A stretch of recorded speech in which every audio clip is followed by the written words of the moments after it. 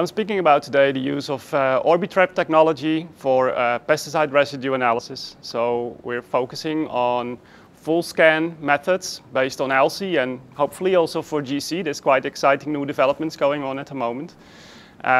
So we're trying to replace the measurements we do in triple quad instruments to do them on full scan analysis on LC Orbitrap instruments to combine targeted methods, quantitative confirmatory methods, and screening into one measurement.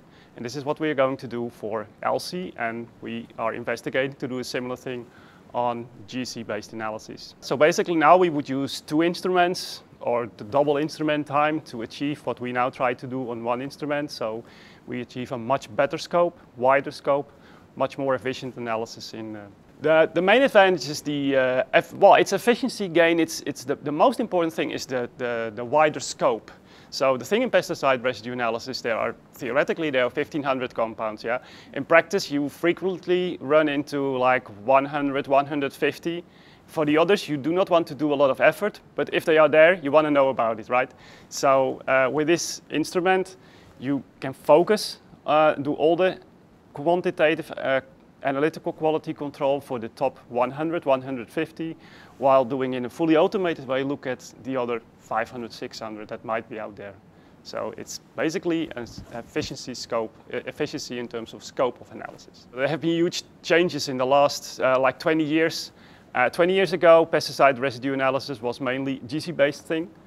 And this changed tremendously in around 2000 with the introduction of LC-MS.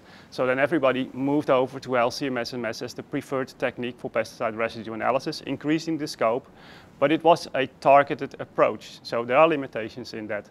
And what we see now is that full scan methods based on Orbitrap technology are changing things again.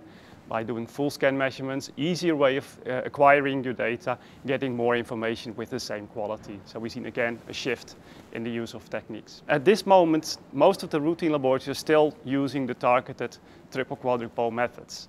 And although the techniques are available now, it will still take a couple of years, especially for LC, I think at least 5 years, and for GC even longer, before all these new technologies have really been embedded in more routine environment. So we are kind of at the cutting edge, so we are using it right now, but it will take quite some more time before it will be commonplace. And also these new type of technologies have to be accepted.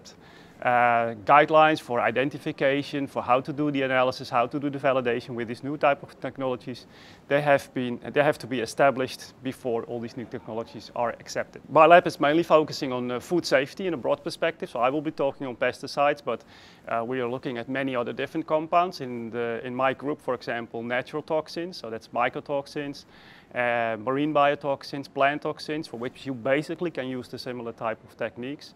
We're doing a lot of veterinary drugs and growth promoters, again using chromatography with mass spectrometry, so similar things as I just described also apply in that area. We're doing dioxins, heavy metals, so basically anything that has to do with food safety.